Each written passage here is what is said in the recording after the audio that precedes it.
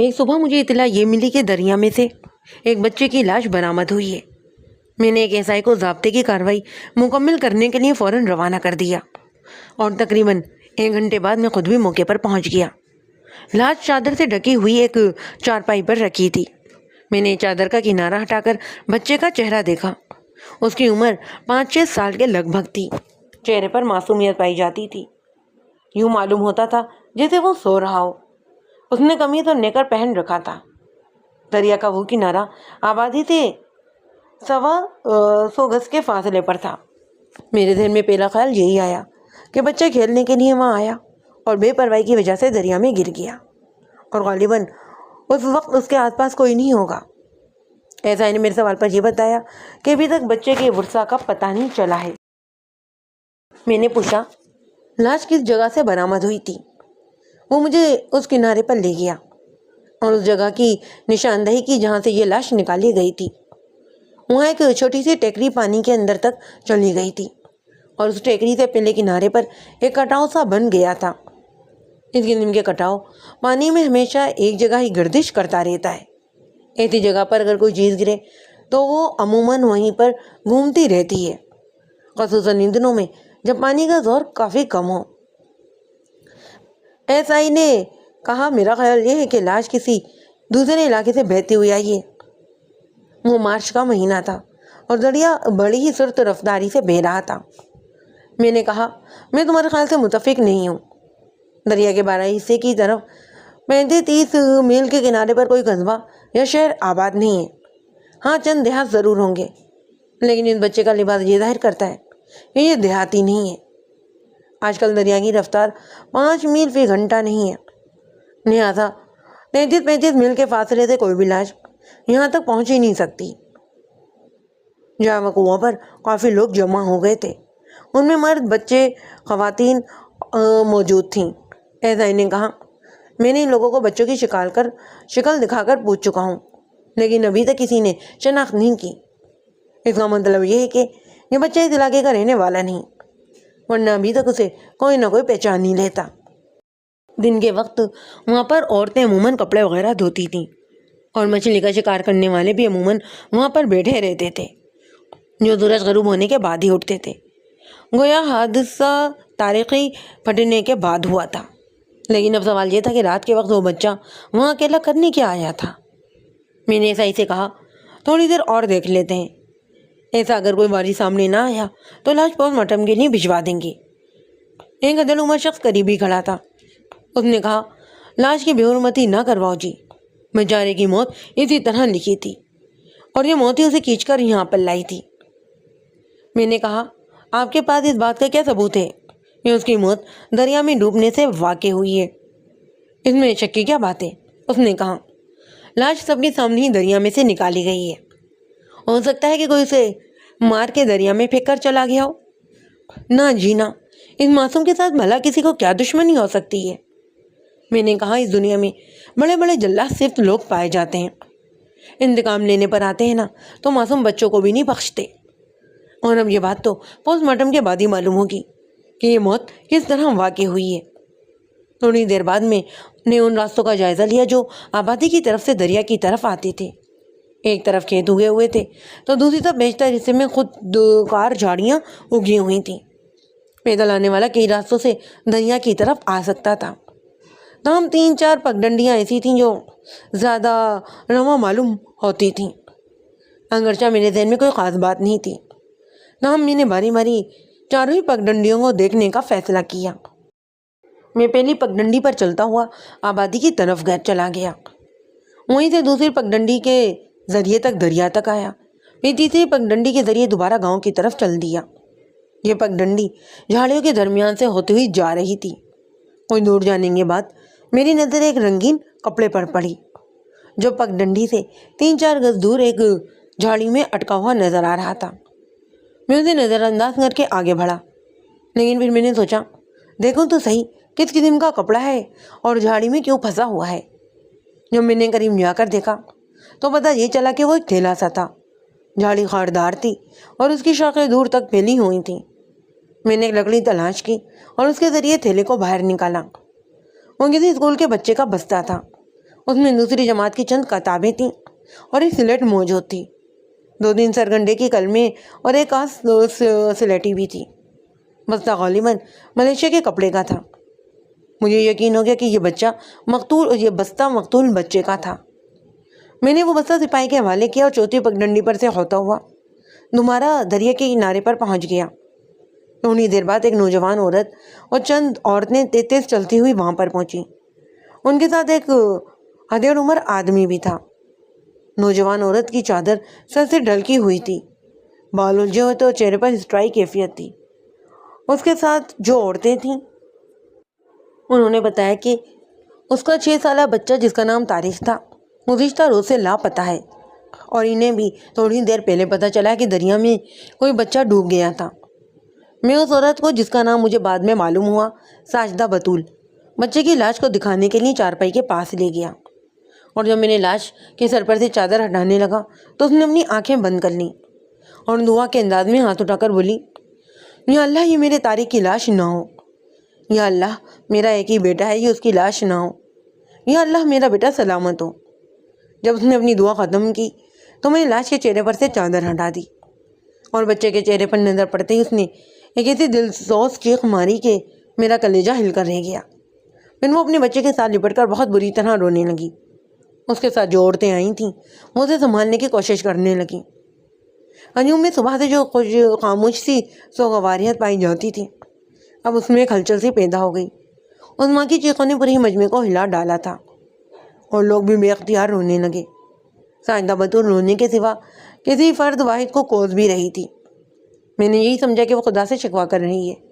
جب دکھ ناقابل برداشت ہو جائے تو بعض لوگ اپنی ساری مصیبتوں کی ذمہ داری خدا پر ہی ڈال دیتے ہیں. لیکن جب میں نے غور کیا تو ساجدہ بطول کا مخاطب خدا نہیں، کوئی انسان تھا. میں نے اس بات کو ذہن میں رکھ لیا. یہ بات تفتیش میں معاون ثابت ہو سکتی تھی. ساجدہ بطول کے ساتھ آئے ہوئے جو معمر آدمی تھا، میں نے اسے بات کی تو یہ پتہ چلا کہ وہ ساجدہ کا باپ تھا. اس کا نام اخلاق علی تھا. میں نے اسے وہ بستہ دکھایا جو مجھے جھاڑی پر پڑا ہوا ملا تھا. اس نے اسے فوراً پہچان لیا اور کہا، یہ میرے نواسے کا ہی بستہ ہے. وہ کل اسکول گیا تھا مگر پھر واپس نہیں آیا. ہم کل سے اسے تلاش کر رہے ہیں. خدا میری بیٹی پر رحم کرے. اس کا ایک ہی بیٹا تھا. وہ بھی اپنے آنسو ضبط کرنے کی کوشش کرنے لگا. میں اس سے بہت ساری باتیں پوچھنا چاہتا تھا مگر وہ موقع مناسب نہیں تھا. ضابطے کی کارروائی مکمل ہو چکی تھی، اس لیے میں نے لاش پوسٹ مارٹم کے لیے بھجوا دی اور واپس چلا گیا. ابتدائی معلومات کے مطابق ساجدہ بطول بیوہ تھی اور اپنے باپ کے پاس رہتی تھی. ان کا گھر دریا سے تقریباً 5 میل دور تھا. ایک 6 سالہ بچے کے لیے تنہا اتنی دور جانا باعث قیاس تھا. وہ دوسری کلاس میں پڑھتا تھا اور اس کا اسکول گھر سے تقریباً کچھ ہی فاصلے پر تھا. صبح جب وہ حسب معمول اپنی ماں کے ساتھ اسکول گیا تھا لیکن چھٹی کے بعد اس کا کچھ کہیں پتہ نہ چلا. 5ویں یا 6ٹھے روز مجھے پوسٹ مارٹم کی رپورٹ موصول ہو گئی. اس رپورٹ کے مطابق طارق کی موت ڈوبنے سے ہی واقع ہوئی تھی اور موت کا وقت رات کے 9 اور 10 بجے کے درمیان کا تھا. چونکہ طارق کی ماں یا نانا نے اس کے حادثے کو قتل دینے کی کوشش نہیں کی تھی، اس لیے میں نے یہ نقطہ نظر سے اپنی تفتیش نہیں کی. حادثہ میں کئی ایسی باتیں تھیں جو میرے ذہن میں بہت زیادہ الجھن پیدا کر رہی تھیں. پہلی بات تو یہ تھی کہ طارق دریا پر کس کے ساتھ گیا اور رات کے 9 بجے تک وہ وہاں کرتا کیا رہا تھا، اور اس کا بستہ جھاڑی میں کس نے پھینکا تھا. میرے اندازے کے مطابق ایک 6 سالہ بچہ اتنی اونچی جھاڑی کے اندر بستہ پھینک ہی نہیں سکتا. اسکول میں چھٹی 1 بجے ہوتی تھی. بالفرض اگر وہ اسکول نہیں جانا چاہتا تھا یا پھر استاد کی ڈر سے اسکول چھوڑ کر بھاگ گیا تھا تو وہ 8-9 گھنٹے تک کہاں رہا اور کسی کی اس پر نظر کیوں نہیں پڑی تھی. ہم اس کیس کو حادثہ قرار دے کر تقریباً داخلے دفتر کر ہی ڈالا تھا. لیکن جس روز مجھے پوسٹ مارٹم کی رپورٹ ملی اسی روز ایک طویل قامت شخص تھانے میں داخل ہوا. اس کی عمر 30-35 سال کے لگ بھگ تھی. چہرے پر چھوٹی چھوٹی مونچھیں تھیں اور رکھ رکھاؤ سے پڑھا لکھا آدمی معلوم ہوتا. اس نے سلام کرنے کے بعد اپنا نام گل حسن بتایا اور کہا کہ میں قتل کی رپورٹ درج کروانا چاہتا ہوں. میں نے کہا، کس کے قتل کی؟ اس نے جواب دیا اپنے بیٹے طارق کے قتل کی رپورٹ، اور مجھے آج ہی اس کی موت کا علم ہوا ہے۔ میں ایک نجی کام کے سلسلے میں گجرات گیا ہوا تھا اور ابھی تھوڑی دیر پہلے واپس آیا ہوں، تو مجھے یہ پتہ چلا ہے کہ آپ نے اس سلسلے میں ابھی تک کوئی کارروائی نہیں کی، لیکن مجھے تو یہ بتایا گیا تھا کہ طارق کی ماں بیوہ ہے۔ میں نے کہا، یا تم کسی اور طارق کی بات کر رہے ہو؟ میں اسی طارق کا باپ ہوں جسے دریا میں ڈبو کر ہلاک کیا گیا ہے، اور اس کی ماں بیوہ نہیں متعلقہ ہے۔ میں نے اسے 3 سال پہلے ہی طلاق دے دی تھی۔ وہ اپنے آپ کو بیوہ اس لیے کہتی ہے کہ وہ مجھے زندہ نہیں دیکھنا چاہتی۔ اگر اس کا بس چلے نا تو وہ مجھ پر مٹی کا تیل چھڑک کر آگ لگا دے۔ میں نے پوچھا، تم نے اسے طلاق کیوں دی تھی؟ چھوڑے ملک صاحب، پرانے زخموں کو کریدنے کا کوئی فائدہ نہیں ہے، اس نے کہا، لیکن میرے کو سوچ کر بولا، میرا خیال یہ ہے کہ ان زخموں کو کریدنا ہی پڑے گا، کیونکہ اس کے بغیر بات آپ کی سمجھ میں نہیں آئے گی۔ جناب عالی، میں نے ساجدہ بطول کو اس لیے طلاق نہیں دی تھی کہ اس کا چال چلن ٹھیک نہیں تھا۔ شادی سے پہلے وہ ایک شخص سے محبت کرتی تھی اور اسی کے ساتھ شادی کرنا چاہتی تھی، لیکن اس کے باپ نے اسے میرے سر منڈ دیا تھا۔ ملک صاحب، اس قسم کی سچویشن میں آتش کے عشق کچھ اور بھی زیادہ تیز ہو جاتی ہے۔ نوری اور مجبوری میں عاشق نامراد کو زیادہ ہی مجنون پنے کا مظاہرہ کرنا شروع کر دیتے ہیں۔ مجھے یقین ہے کہ اگر ساجدہ کی شادی اپنے مجنون سے ہو جاتی تو شاید 1 سال بھی نباہ نہ ہو پاتا۔ میں نے پوچھا، اس مجنون کا نام کیا ہے؟ اس کا نام مہر علی ہے، لیکن انتہائی بے مہر شخص ہے۔ تمہارا کہنا یہ ہے کہ ساجدہ بطول مہر علی سے محبت کرتی ہے، لیکن طلاق مارنے کے بعد اس نے مہر علی سے شادی کیوں نہیں کی؟ یا مہر علی بھی شادی کر چکا ہے؟ اس نے کہا، میرا بیٹا اس شادی کی راہ میں سب سے بڑی رکاوٹ تھا۔ میں نے یہ سنا ہے کہ مہر علی ساجدہ سے اکثر یہ کہتا رہتا تھا کہ طارق کو اس کے باپ کے حوالے کر دو، لیکن ساجدہ بیٹے سے جدا ہونے پر تیار نہیں تھی۔ مہر علی چونکہ زیادہ انتظار نہیں کر سکتا تھا، اس لیے اس نے طارق کو قتل کر دیا۔ میں نے پوچھا، کیا یہ تمہارا خیال ہے یا تمہارے پاس اس الزام کا کوئی ثبوت بھی ہے؟ ثبوت تو کوئی نہیں ہے، مگر مجھے یقین ہے کہ طارق کا قاتل مہر علی کے سوا اور کوئی ہو ہی نہیں سکتا۔ آپ خود سوچیں کہ اتنے معصوم سے بچے سے کسی کو کیا دشمنی ہو سکتی ہے۔ میں نے تو یہ سوچ کر طارق کو ساجدہ کے پاس ہی رہنے دیا تھا۔ اس عمر میں بچے کو باپ سے زیادہ ماں کی ضرورت ہوتی ہے، اور وہی اس کی بہترین پرورش بھی کر سکتی ہے۔ لیکن اگر مجھے اندازہ ہوتا کہ اس کی محبت یہ رنگ لائے گی تو میں کبھی بھی اسے طارق کے پاس نہ چھوڑتا۔ ملک صاحب، میں نے آپ کی بہت تعریف سنی ہے۔ مجھے یقین ہے کہ آپ میرے بچے کے قاتل کو پھانسی کے پندے تک پہنچا کر ہی چھوڑیں گے۔ اس کے بعد میں مجھے وزن محسوس ہوا۔ میں نے اب اس کیس کی باقاعدہ تفتیش کرنے کا فیصلہ کر لیا اور اگلے ہی روز میں ساجدہ بطول سے ملا اور رسمی بات چیت کے بعد کہا، ساجدہ بی بی، بعض لوگوں کا خیال ہے کہ طارق کی موت حادثہ نہیں ہے بلکہ اسے قتل کیا گیا ہے۔ تمہارا اس زمن میں خیال کیا ہے؟ ملک صاحب، کیا ان باتوں سے مجھے میرا بیٹا واپس مل جائے گا؟ نہیں، میں یہ تو نہیں کہہ سکتا، لیکن انصاف کا تقاضا بہرحال پورا ہونا چاہیے۔ اگر کسی شخص نے طارق کو قتل کیا ہے تو اسے ماضی کی سزا ضرور ملنی چاہیے تاکہ وہ دوسروں کے لیے عبرت کا موجب ہو۔ جب ایک مجرم سزا پانے سے چھوٹ جاتا ہے نا تو 10 مجرموں کی حوصلہ افزائی ہوتی ہے۔ مجھے یاد ہے کہ پہلے دن جب تم نے طارق کی لاش دیکھی تھی تو تم کسی شخص کو اس کا نام لیے بغیر برا بھلا کہہ رہی تھیں۔ تمہاری باتوں سے اندازہ ہوتا تھا کہ تم اس شخص کو اپنے بچے کی موت کا ذمہ دار بھی سمجھتی ہو۔ کیا تم مجھے اس کا نام بتا سکتی ہو؟ اس نے مجھے جواب دینے میں کچھ تعامل کیا۔ اسی امتناع میں ایک 30-35 سالہ عورت جس نے ہلکے رنگ کی چادر اوڑھ رکھی تھی اندر آئی اور ساجدہ سے مخاطب ہو کر بولی، تم اندر جاؤ اور چائے بنا کر لاؤ۔ اس کا لہجہ تحکمانہ تھا۔ ساجدہ فرما برداری کے ساتھ اٹھ کر کمرے سے باہر چلی گئی۔ مجھے اس کا یہ طریقہ اچھا نہیں لگا، لیکن میں نے محسوس کیا کہ وہ مجھ سے علیحدگی میں کچھ کہنا چاہتی ہے، اس لیے میں کچھ نہیں بولا تھا۔ اس نے کہا کہ جی، میں ساجدہ کی بڑی بہن زہرہ بطول ہوں، آپ جو کچھ پوچھنا چاہتے ہیں وہ مجھ سے پوچھیں۔ ساجدہ کا دماغ ابھی ٹھکانے پر نہیں ہے، اس کی وجہ سے ہم لوگوں نے بہت تکلیفیں اٹھائی ہیں۔ اس کی پہلی بات سے مجھے اندازہ ہو گیا کہ وہ اپنی چھوٹی بہن کو پسند نہیں کرتی۔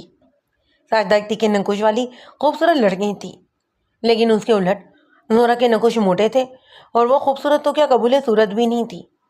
اس کی آنکھیں تنگ اور گہری تھیں یوں معلوم ہوتا تھا جیسے اس نے مستقل تیوری چڑھا رکھی ہو۔ میں نے اسے اعتماد میں لینے کے لیے کہا، تمہارا اندازہ بالکل ٹھیک ہے، تمہاری بہن نے ابھی تک کسی بھی بات کا مجھے صحیح جواب نہیں دیا۔ اس نے اپنے آپ کو بیوہ بتایا، لیکن کل گل حسن نامی ایک شخص تھانے میں آیا تھا اور اس کا دعویٰ یہ ہے کہ وہ ساجدہ کا سابق شوہر ہے۔ زہرہ بتول نے نازنانہ لہجے میں کہا، یہ سب کچھ اسی کمینے کا کیا دھرا ہے اور طارق کو بھی اسی نے قتل کیا ہے۔ پہلے وہ طارق کو ہم سے چھیننے کی کوشش کرتا رہا، لیکن جب کامیابی نہیں ہوئی تو اسے قتل کر دیا۔ میں نے آج تک ایسا ظالم باپ نہیں دیکھا۔ پر اس نے تو مجھے یہ بتایا کہ وہ گجرات گیا ہوا تھا، بچے کو قتل کر کے گجرات چلا گیا ہوگا۔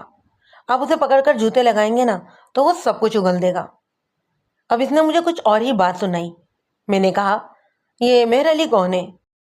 مہر علی؟ اس نے چوک کر مجھے دیکھا۔ آپ کس مہر علی کی بات کر رہے ہیں؟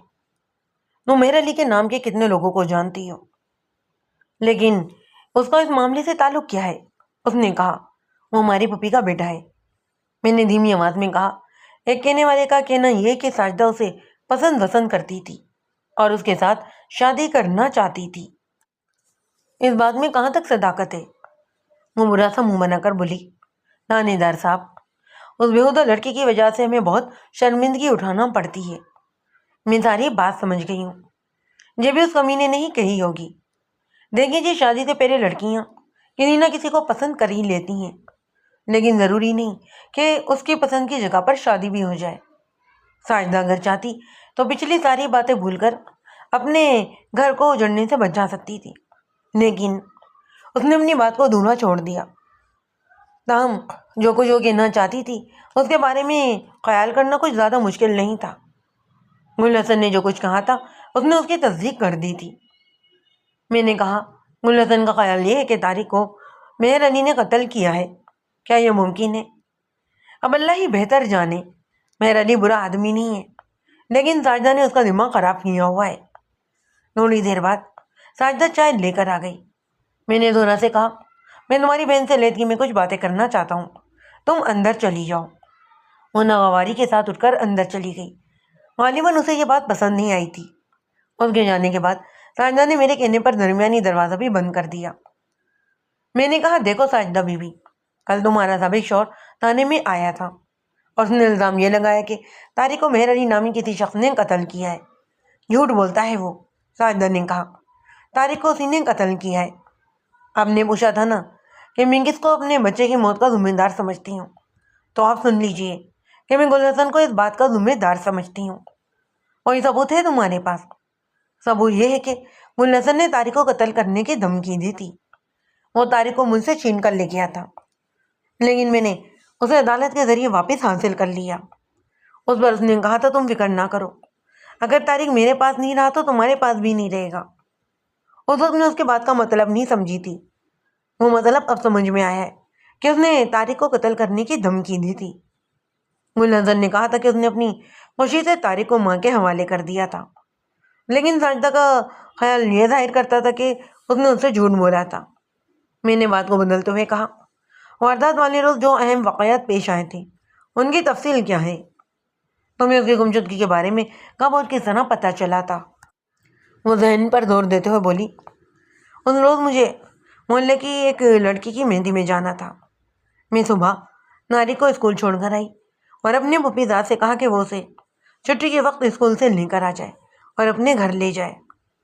تقریباً 12 بجے میں شادی والے گھر میں چلی گئی اور شام تک وہیں موجود رہی۔ واپس آئی تو طارق کہیں نظر ہی نہیں آیا۔ میں رنجین سے پوچھا تو وہ یہ کہنے لگا کہ اسے بالکل یاد نہیں رہا کہ طارق کو اسکول سے لانا ہے۔ میں نے پوچھا، کیا طارق کو گھر کا راستہ معلوم نہیں تھا؟ میرا مطلب یہ ہے کہ کیا وہ اکیلا گھر آ سکتا تھا؟ ہاں، اسے راستہ تو معلوم تھا، 1-2 دفعہ اکیلا بھی آیا تھا، لیکن اسے میں نے کہہ رکھا تھا کہ اگر مجھے دیر ہو جائے نا تو وہیں پر رک کر میرا انتظار کیا کرے۔ اچانک اس کی آنکھوں میں آنسو آ گئے۔ پتہ نہیں کس کی نظر کھا گئی میرے بچے کو، خدا اسے غارت کرے۔ میں نے موضوع کو بدلتے ہوئے کہا، تمہاری بہن تم سے بہت ناراض لگتی ہے۔ اس کا کہنا یہ ہے کہ تم مہر علی سے محبت کرتی ہو اور اسی وجہ سے تمہارا گھر تباہ ہوا ہے۔ اس کا چہرہ غصے سے سرخ ہو گیا۔ بولے، یہ بڑی لمبی کہانی ہے، تفصیل میں جاؤں گی تو آپ بور ہو جائیں گے، لیکن حقیقت یہ ہے کہ میرا گھر میری ہی بہن نے تباہ کیا ہے۔ میری والدہ کا 12 سال پہلے انتقال ہو گیا تھا۔ اس وقت میری عمر 11 سال کے قریب تھی۔ زہرا مجھ سے 8 سال بڑی ہے۔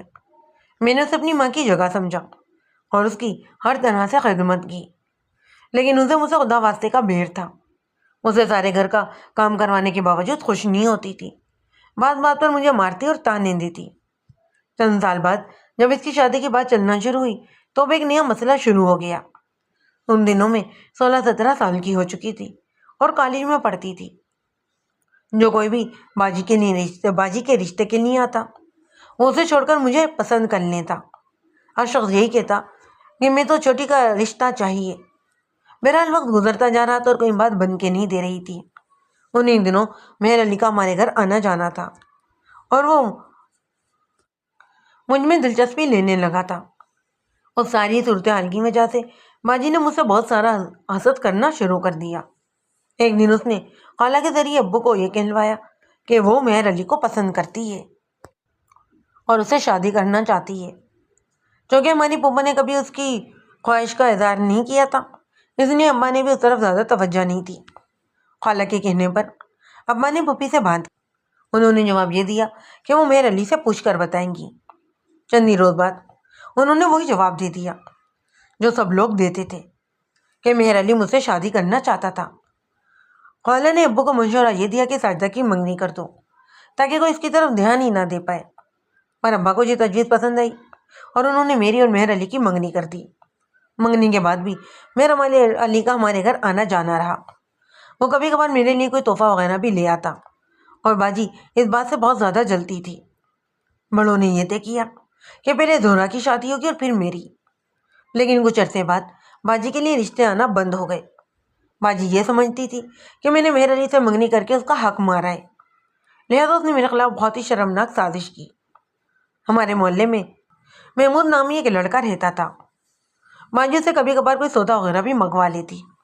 اس نے کسی طرح محمود کو اپنے ساتھ ملا لیا اور میری طرف سے ایک جعلی خط محمود کے نام لکھا جس میں بہت خراب باتیں لکھیں اور وہ خط محمود کو دے کر مہر علی کے پاس بھیج دیا۔ محمود نے مہر علی سے کہا کہ تم جس لڑکی سے شادی کرنا چاہتے ہو وہ مجھ سے محبت کرتی ہے اور ہماری محبت بہت آگے بڑھ چکی ہے۔ ثبوت کے طور پر اس نے وہ جعلی خط مہر علی کو دکھا دیا۔ اب چاہیے تو یہ تھا کہ مہر علی مجھ سے آ کر پوچھتا، لیکن الٹا اس نے ہمارے گھر آنا جانا بند کر دیا اور اپنی ماں سے کہہ کر منگنی کو توڑ ڈالا۔ لیکن وجہ کسی کو نظر نہیں آئی، نہ ہی اس نے بتائی۔ اس نے سوچا کہ اس طرح میری بدنامی ہوگی۔ یہ بات اس نے بعد میں مجھے بتائی تھی۔ منگنی ٹوٹنے کے بعد گل حسن کے گھر سے میرا رشتہ آیا تو اماں نے فوری طور پر بات پکی کر لی اور شادی بھی کر دی۔ مجھے مہر علی سے منگنی ٹوٹنے کا بہت دکھ تھا۔ شادی کے چند ماہ بعد میں گھر آئی تو اتفاق سے مہر علی سے علیحدگی میں ملاقات ہو گئی۔ میں نے اسے منگنی توڑنے پر بہت برا بھلا کہا۔ اس نے میری بات کا جواب دینے کے بجائے وہ گھر چلا گیا اور باجی کا لکھا ہوا خط لا کر مجھے دکھا دیا۔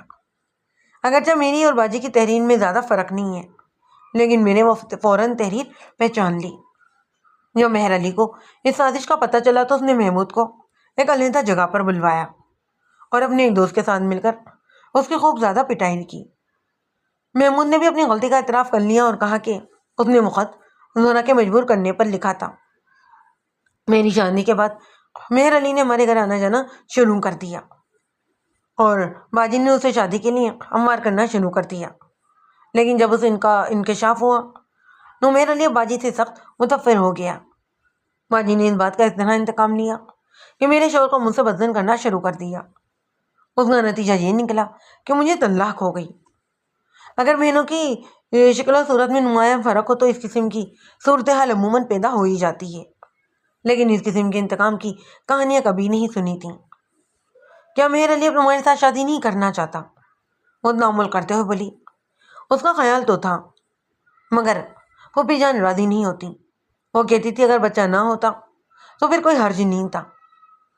یا مہر علی نے تمہیں کبھی مشورہ دیا کہ طارق کو اس کے باپ کے حوالے کر دو؟ شاید 1-2 مرتبہ کہا تھا۔ دراصل وہ اپنی ماں کو راضی کرنا چاہتا تھا۔ اس نے کہا تھا کہ شادی کے بعد وہ طارق کو واپس لے آنا۔ اس کا مطلب یہ تھا کہ گل حسن نے جو اندازہ لگایا تھا وہ کچھ زیادہ ہی ٹھیک تھا۔ مہر علی سائنزہ بطول سے شادی کرنا چاہتا تھا اور اس شادی میں طارق سب سے بڑی رکاوٹ تھا۔ اس نے غالباً طارق کو کہیں چھپا دیا تھا اور رات کی تاریکی میں نریا پر لے گیا۔ میں نے کہا تمہاری کسی سے دشمنی تو نہیں ہے؟ وہ سوچتے ہوئے بولی سسرال والوں کے سوا کسی سے میری کوئی دشمنی نہیں۔ میاں بیوی کی دشمنی اپنی جگہ پر تھی، لیکن دل یہ بات ماننے پر تیار نہیں تھا کہ باپ نے محض سابق بیوی سے انتقام لینے کے لیے اپنے بیٹے کو قتل کر دیا ہو۔ اگلے روز میں نے 2 سپاہی بھیج کر مہر علی کو بھی تھانے بلوا لیا۔ وہ 35-36 سال کا خوش شکل صحت مند نوجوان تھا۔ میں نے اسے 2-3 گھنٹے باہر بٹھائے رکھا، پھر پوچھ گچھ والے کمرے میں بلا لیا۔ میں نے کہا جانتے ہو میں نے تمہیں یہاں کیوں بلایا ہے؟ وہ خاصا گھبرایا ہوا تھا۔ بولا آپ کے سپاہیوں نے صرف اتنا بتایا ہے کہ آپ طارق کے بارے میں کچھ بات چیت کرنا چاہتے ہیں۔ طارق کی ماں نے مجھے یہ بتایا کہ وقوع والے روز اسے کسی شادی میں جانا تھا اور اس نے طارق کو اسکول سے لانے کی ذمہ داری تمہارے سپرد کی۔ کیا یہ بات صحیح ہے؟ اس نے کہا جی ہاں، لیکن میں یہ بات بھول گیا تھا۔ میں نے سنا یہ کہ ساجدہ بطول کی پہلے تو تمہارے ساتھ منگنی ہوئی، منگنی ٹوٹنے کی وجہ کیا تھی؟ اس نے جواب دیا بس یہ کچھ غلط فہمی ہو گئی تھی، کسی رشتہ دار نے شرارت کر دی تھی، لیکن اب تو یہ غلط فہمی دور ہو گئی ہے۔ میں نے کہا اب کیا رکاوٹ ہے؟ جناب فیصلہ تو بڑوں نے کرنا ہے۔ کیا یہ صحیح ہے کہ تمہاری ماں بچے کی وجہ سے شادی پر راضی نہیں تھی؟ جی اس نے کچھ ایسی ہی بات کہی تھی، اور میری والدہ کا خیال یہ ہے کہ سوتیلے بچوں سے بڑوں میں عموماً مسائل پیدا ہوتے ہیں، اس لیے وہ راضی نہیں تھی۔ میں نے کہا لہٰذا تم نے وہ رکاوٹ دور کر دی۔ ان جو کر بولا یہ آپ کیا کہہ رہے ہیں؟ کیا آپ یہ کہنا چاہتے ہیں کہ میں نے کوئی پہلے ہی نہیں پوچھی؟ جو کچھ تم نے کیا ہے تم اسے خوب اچھی طرح جانتے ہو، اور ہم بھی یہ جان چکے ہیں، اس لیے بہتر یہی کہ تم اقبال جرم کر لو۔ تم پڑھے لکھے آدمی ہو، جو تمہارے اوپر مجرموں والا طریقہ استعمال نہیں کرنا چاہتا میں۔ اس پر زبردست دہشت طاری ہو گئی، وہ قدمے کھانے لگا کہ طارق کی موت میں اس کا کوئی ہاتھ نہیں ہے، لیکن ہم ایسی باتیں سننے کے عادی ہی ہوتے ہیں۔ قتل کا مجرم مشکل سے اقبال جرم کرتا ہے۔ بہرحال میں نے اس پر سختی نہیں کی کیونکہ وہ عادی مجرم نہیں تھا۔ دوسری بات یہ تھی کہ ابھی مجھے اس کے خلاف کوئی ثبوت بھی نہیں ملا تھا۔ بغیر ثبوت کے اگر ہم اس سے اقبال جرم کروا بھی لیتے تو وہ عدالت میں جا کر پھر جاتا۔ میں نے ایک ایسائی اور 2 سپاہیوں کو ساتھ لیا اور پرائمری اسکول میں پہنچ گیا جہاں پر طارق پڑھتا تھا۔ وہ آبادی کے درمیان میں بنا ہوا 4-5 کمروں کا چھوٹا سا پرائمری اسکول تھا۔ صحن کا پھاٹک ٹوٹا ہوا تھا اور اندر کی طرف ایک بوڑھا چوکیدار اسٹول پر بیٹھا ہوا تھا۔ میں پھاٹک کے پاس رک گیا اور ریاض صاحب سے کہا تم ان سپاہی کو ساتھ لے لو اور یہاں سے دریا تک جاؤ۔ راستے میں مختلف گھروں اور دکانوں سے یہ پوچھتے ہو جاؤ کہ کسی نے وقوع والے روز کسی کو ایک بچے کے ساتھ دریا کی طرف جاتے ہوئے تو نہیں دیکھا تھا۔ ایسا ہی سپاہیوں کے ساتھ فوری طور پر رخصت ہو گیا اور میں خود اسکول کے اندر چلا گیا۔ ہیڈ ماسٹر کا کمرہ کونے میں تھا اور دوسرے پر ایک چک پڑی ہوئی تھی۔ دروازے پر چوکیدار بیٹھا تھا۔ اس نے مجھے 2 سلیوٹ مارا اور میری رہنمائی کرتا ہوا وہ مجھے ہیڈ ماسٹر کے کمرے میں لے گیا۔ ہیڈ ماسٹر حسین کا نام احمد حسین تھا۔ اس کی میز پر سب سے نمایاں چیز بیت کی چھڑی تھی اور دیواروں پر بچوں کی بنائی ہوئی تصویریں آویزاں تھیں۔ نظمی کلمات کے بعد میں نے کہا میں اس بچے کے بارے میں پوچھ گچھ کرنے آیا ہوں جو چند روز پہلے ڈوب کر ہلاک ہو گیا تھا۔ ہیڈ ماسٹر نے افسردگی سے کہا بڑا ہی اچھا بچہ تھا، بڑا ہی دکھ ہوا ہے اس کی موت سے۔ یہ بات سمجھ میں نہیں آئی کہ وہ اکیلا دریا پر کیسے چلا گیا۔ میں نے کہا ہم بھی یہ بات معلوم کرنے کی کوشش کر رہے ہیں۔ طارق کی ماں کا کہنا یہ ہے کہ وقوع والے روز اسے کسی لڑکی کی مہندی میں شرکت کرنے جانا تھا اور وہ اپنے عزیز سے یہ بات کہہ کر گئی تھی کہ چھٹی کے وقت طارق کو اسکول سے لے آئے، لیکن عزیز کا کہنا یہ ہے کہ وہ اس سے بھول گیا اور بچے کو لینے نہیں گیا۔ میں یہ جاننا چاہتا ہوں کہ چھٹی کے بعد طارق کس کے ساتھ گیا تھا؟ ہو سکتا ہے کہ وہ کسی بچے کے ساتھ اس کے گھر چلا گیا ہو۔ آپ چاہیں تو میرے ساتھ کلاس میں چل کر بچوں سے پوچھ لیں۔ میں نے کہا میرا جانا مناسب نہیں ہوگا، بچے میری ورزی دیکھ کر گھبرا جائیں گے۔ آپ یا تو خود چلے جائیں یا پھر کلاس ٹیچروں کے ذریعے پتہ کروائیں۔ اس نے چپراسی کے ذریعے کلاس ٹیچروں کو دفتر میں ملوا لیا اور انہیں ساری بات سمجھا کر یہ کہا کہ وہ اپنی اپنی کلاس کے بچوں سے پوچھ گچھ کریں اور اگر کسی بچے کو یاد ہو تو اسے فوراً دفتر میں بلا لیں۔ کلاس ٹیچر والے واپس چلے گئے۔ 10-15 منٹ بعد دوسری جماعت کا کلاس ٹیچر 2 بچوں کو اور چوتھی جماعت کا کلاس ٹیچر 1 بچے کو لے کر واپس دفتر میں آ گیا۔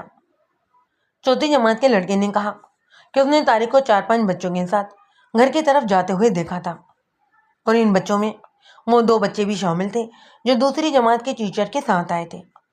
انہوں نے اس بات کی تصدیق کی کہ چھٹی کے وقت طارق ان کے ساتھ ہی تھا۔ میں نے دوسری جماعت کے بچوں سے کہا کہ ذرا سوچ کر بتاؤ، کیا طارق کو کوئی لینے آیا تھا یا وہ اکیلا چلا گیا؟ ایک بچہ جس کا نام ہم سلیم فرض کر لیتے ہیں بولا، میں نے تو کسی کو نہیں دیکھا تھا۔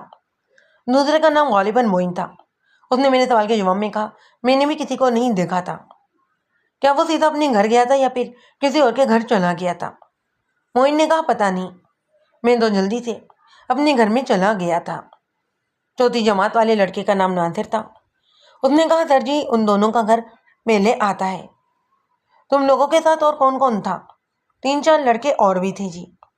ان کے نام کیا ہیں؟ شاباش، ذرا یاد کر کے مجھے بتاؤ۔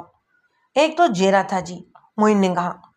سلیم نے جلدی سے کہا، جیرا نہیں تھا، وہ یاکا ٹیچر نے بتایا کہ جیرے کا صحیح نام نذیر تھا اور باکا کو مبارک کہتے تھے۔ میں نے ان دونوں کو بھی دفتر میں بلا لیا۔ نذیر نے کہا کہ وہ اس روز اسکول نہیں آیا تھا۔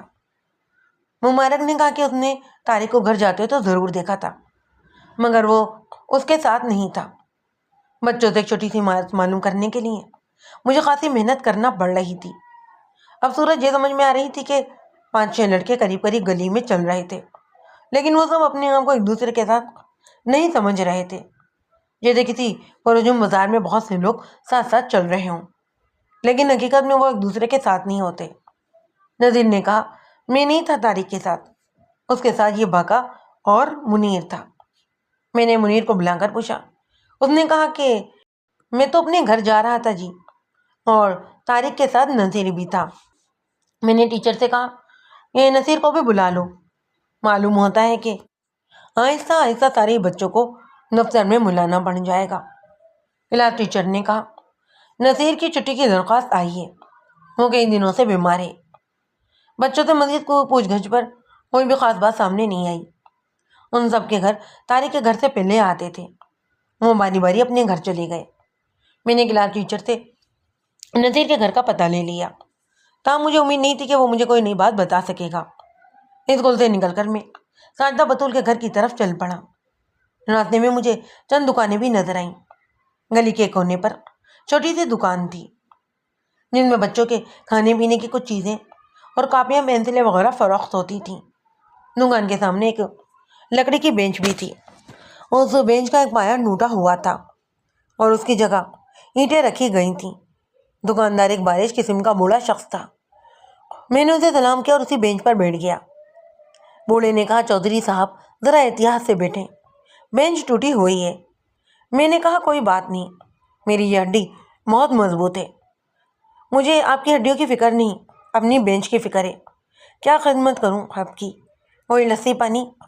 میں نے اس کا شکریہ ادا کیا اور نذیر نامی لڑکے کے گھر کا پتہ پوچھا۔ کلاس ٹیچر نے اس کے باپ کا نام چودھری محمد حسین لکھا تھا۔ بوڑھے نے نام کے بارے میں تسلی کرنے کے بعد کہا، ذرا سا آگے جا کر الٹے ہاتھ کی پہلی گلی میں مڑ جائیں، 4تھا یا 5واں مکان چودھری محمد حسین کا ہے، لال رنگ کا گیٹ ہے۔ کیوں جی، کیا کوئی گڑبڑ ہو گئی ہے؟ میں نے کہا، چند روز پہلے ایک لڑکا دریا میں ڈوب گیا تھا، بس اسی کے بارے میں پوچھ گچھ کر رہا ہوں۔ بوڑھے نے کہا کہ آپ شاید اخلاق علی کے نواسے کی بات کر رہے ہیں، بڑا ہی اچھا بچہ تھا۔ اس کی موت کی خبر سن کر مجھے بہت دکھ ہوا ہے۔ اس نے میری دکان سے کھٹی میٹھی گولیاں بھی خریدی تھیں۔ میں سنبھل کر بیٹھ گیا۔ آپ کا مطلب یہ ہے کہ حادثے والے دن؟ ہاں، میں اسی دن کی بات کر رہا ہوں۔ اس کا نانا میری دکان پر پوچھنے بھی آیا تھا، یا وہ اکیلا تھا یا اس کے ساتھ کوئی اور بھی تھا۔ چھٹی کے وقت دکان پر بچوں کا کافی ہجوم ہوتا ہے، میں نے غور نہیں کیا تھا۔ میرا مطلب یہ ہے کہ اس کے ساتھ کوئی بڑا تو نہیں تھا، میں نے کسی بڑے کو تو نہیں دیکھا۔ آپ کی بات سے یاد آیا کہ طارق کے ساتھ چودھری محمد حسین کا بیٹا بھی تھا۔ ابھی تک مین علی کے خلاف کوئی ثبوت نہیں ملا تھا۔ میں نے بوڑھی سے کچھ اور باتیں پوچھی اور اٹھ کر چودھری محمد حسین کے دروازے پر پہنچ گیا۔ مکان پختہ اور شاندار تھا۔ دستک کے جواب میں ایک لمشم شخص نے دروازہ کھول دیا۔ اس نے بوسکے کی قمیض کو پہن رکھا تھا اور مونچھوں کو خوب تیل اور مالش لگا رکھا تھا۔ اس نے ہاتھ میں ایک شارٹ گن بھی پکڑی ہوئی تھی۔ میں نے اپنا تعارف کروایا اور کہا کہ میں چودھری محمد حسین کے بیٹے نصیر سے بات کرنا چاہتا ہوں۔ اس کے ٹیچر نے بتایا کہ وہ بیمار ہے اور کئی روز سے اسکول نہیں آ رہا۔ اس نے سلام وغیرہ کی کوئی ضرورت ہی محسوس نہیں کی۔ شارٹ گن کی کھلی ہوئی بیرل میں دیکھتے ہوئے بولا، چودھری محمد حسین تو میں ہی ہوں، لیکن میرا بیٹا گھر میں نہیں ہے۔ یہ بچوں کی غیر حاضری کا پولیس سے کیا تعلق ہے؟ میں نے کہا، چند روز پہلے ایک لڑکا دریا میں ڈوب گیا تھا۔ اسکول کے کئی لڑکوں نے اس لڑکے کو چھٹی کے بعد آپ کے بیٹے کے ساتھ دیکھا تھا۔ اس نے طنزیہ لہجے میں کہا، اور آپ کا خیال یہ ہے کہ میرے 6 سالہ بیٹے نے اسے دریا میں پھینک دیا؟ میرا یہ مطلب نہیں ہے چودھری محمد حسین صاحب، بس میں آپ کے بیٹے سے چند سوالات کرنا چاہتا ہوں۔ مثلاً یہ کہ طارق کب تک اس کے ساتھ رہا اور پھر کس طرف چلا گیا تھا۔ میں آپ کو اس بات کی اجازت نہیں دے سکتا۔ میں نہیں چاہتا کہ میرا معصوم بچہ آپ کی شکل دیکھ کر دہشت زدہ ہو۔ آپ نے جو کچھ پوچھنا ہے نا، مجھ سے ہی پوچھ لیں۔ میں نے غصے سے کہا، میری شکل آپ سے زیادہ خوفناک تو نہیں ہے؟ آپ کا بچہ کب تک واپس نہ آئے گا؟ اس نے بے پرواہی سے جواب دیا، وہ اپنی ماں کے ساتھ ڈیرے پر گیا ہوا ہے، 15-20 دن کے بعد ہی واپس آئے گا۔ میں نے پوچھا، کیا آپ 7 مارچ والے دن دوپہر کے وقت گھر میں موجود تھے؟ 7 مارچ والے دن ہوا کیا تھا؟ اس دن طارق نامی ایک لڑکا دریا میں ڈوب گیا تھا، میں نے کہا، اور اسی روز وہ دوپہر کے وقت آپ کے بیٹے کے ساتھ بھی دیکھا گیا تھا۔ اس نے شارٹ گن بند کی اور بولا، مجھے کچھ یاد پڑتا ہے کہ ایک لڑکا نذیر کے ساتھ آیا تھا۔ میں اس وقت دروازے پر ہی کھڑا تھا، مجھے اچھی طرح یاد نہیں رہا، لیکن میرا خیال یہ ہے کہ لڑکے کا ماموں یا چچا اس کے پیچھے ادھر آیا تھا اور اسے ساتھ لے کر چلا گیا تھا۔ کیا آپ اس شخص کو پہچان لیں گے؟ امید تو ہے کہ پہچان لوں گا۔ میرے سوال پر اس ماموں یا چچا کا جو حلیہ بتایا گیا وہ مہر علی سے ملتا جلتا تھا۔ میں نے کہا، ہمارا خیال یہ ہے کہ بچے کو قتل کیا گیا ہے۔ اس سلسلے میں ہم نے ایک شخص کو گرفتار بھی کیا ہے۔ ہو سکتا ہے کہ وہی شخص جو طارق کو لینے آیا تھا۔ آپ شام کے وقت ملزم کی شناخت کے لیے تھانے آ جائیں۔ اس نے وعدہ کیا کہ وہ شام کے وقت تھانے آ جائے گا، اور جب میں واپس جانے لگا تو مجھے خیال یہ آیا کہ ایک آدھ پڑوسی سے بھی پوچھ لینا چاہیے، ممکن ہے کہ کسی اور نے بھی مہر علی کو دیکھا ہو۔ یہی سوچ کر میں نے ساتھ والی کمرے کا دروازہ کھٹکھٹایا۔ تھوڑی دیر بعد ایک درمیانی عمر کی عورت نے دروازہ کھولا۔ میرے پوچھنے پر اس نے یہ بتایا کہ کوئی بھی مرد گھر پر نہیں ہے۔ پھر پوچھا، آپ کس سلسلے میں آئے ہیں؟